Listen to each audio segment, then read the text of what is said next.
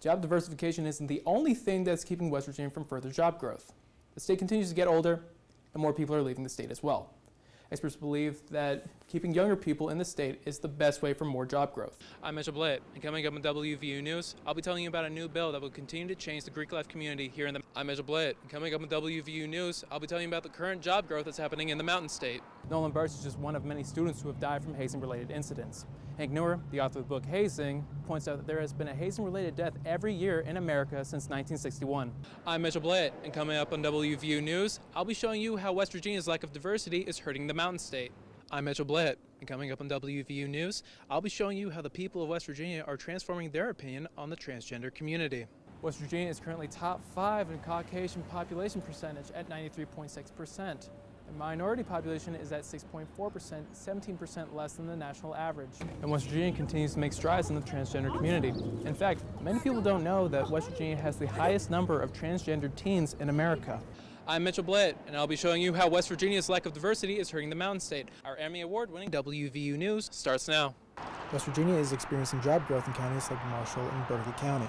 A lot of this can be attributed to production with blue-collar jobs like coal and natural gas for the recent spikes. We've grown about 30% in the rebound. Now, we were cut in half. In the industry, the coal industry itself is about half the production rate that it was historically, right? So we lost half of our workforce, but we in the service industry have been able to bring a majority of those people back. The state was hit hard by the recession as they lost 26,000 jobs from early 2012 to late 2016, but have now found a new resurgence of 7,000 jobs since then. But some economists like John Deskins say that this won't continue unless there is more diversification. Coal, natural gas, and construction, most of which is related to natural gas, heavy and industrial construction related to natural gas. Those three parts of the economy account for almost all the job growth that we've seen. Job diversification isn't the only thing that's keeping West Virginia from further job growth. The state continues to get older, and more people are leaving the state as well. Experts believe that keeping younger people in the state is the best way for more job growth. A big deal in West Virginia. I mean, a big part of economic development is making your state attractive to potential businesses.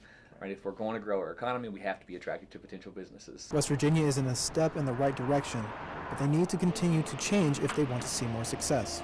Blahut, WVU News, Morgantown. The transgender community held a panel on what it means to be in their shoes in Appalachia. Some even providing their own personal struggles in their transition, like Max Johnson. Learning to actually love myself has been the hardest part of it because I had such a hard time learning to love myself for who I am that I tried for years to be something that I'm not. Johnson's internal struggle wasn't the only thing holding him back from acceptance of who he is. His high school played a major role in discriminating against him as well. A couple students wanted a gay straight alliance club, somewhere where they could feel comfortable. And then they were like, you know what, we're just going to get rid of clubs. However, many of the trans people on the panel were instrumental in implementing services for the transgender community in the state. Biggest challenge, let's say, is information. Healthcare providers, mental health providers, even other people that you can meet and look up to and kind of model yourself off. And West Virginia continues to make strides in the transgender community. In fact, many people don't know that West Virginia has the highest number of transgender teens in America. And it's only a step in the right direction in providing trans people gender equality. The number one thing is just understanding. It's not like we're that much different than other people. We just are the way we are. The trans community still faces an uphill battle as there is still no trans option on driver's licenses. And there are still no nationwide statistics for hate crimes against transgender people. There are some people that do not feel they can be their authentic self in the state of West Virginia, and we need to be more welcoming. We very much need that because we need all hands on deck. West Virginia University hopes this event brought awareness about the transgender community. Blahut, WVU News, Morgantown. The change in West Virginia University's Greek life community, officials like WVU Dean of Students Corey Ferris are looking to govern organizations outside the university's control, like Phi Sigma Kappa. This move is being brought out with Senate Bill 440, or better known as the Anti-Hazing Bill.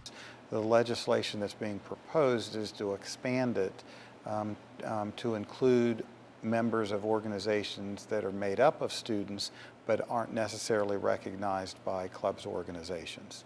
is an effort in policing the college students that have chosen to dissociate themselves from WVU at the beginning of the fall 2018 semester. It will give a tool to the police and the prosecutors to charge non-recognized clubs and organization members of those with violating hazing laws if they do indeed find hazing. And although the fraternities are no longer associated with WVU, the university can still take action on a separate level. If one of our students engages in hazing, then we can go through the student contact process. This is solely talking about criminal prosecution with the county prosecutor. Hazing is something that fraternities at WVU are familiar with, some resulting in serious sanctions for organizations, and some that have resulted in death, like Nolan Birch in 2014. Nolan Birch is just one of many students who have died from hazing-related incidents. Hank Newer, the author of the book Hazing, points out that there has been a hazing-related death every year in America since 1961. And as the Greek life community continues to change, many of the members still associated with the university, like Jillian Brooks, are embracing the new rules set by WVU and the upcoming anti-hazing bill. I think that this bill will be great for students because that way, no matter where they're at on campus, it creates a safe space for everyone. The anti-hazing bill passed the House of Delegates and will continue to the governor to be made official once he signs it into law. Mitchell Blahut, WVU News, Morgantown.